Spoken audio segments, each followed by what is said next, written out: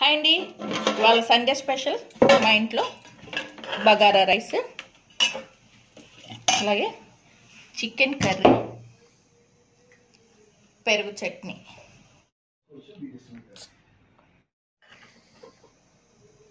దీన్ని టేస్ట్ చేద్దామండి.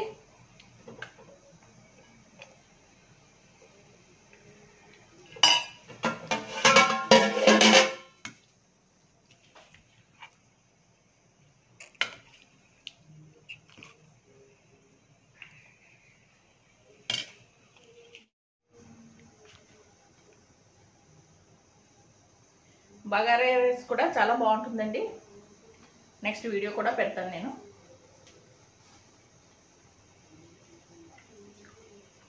చాలా సింపుల్గా చేసుకోవచ్చండి.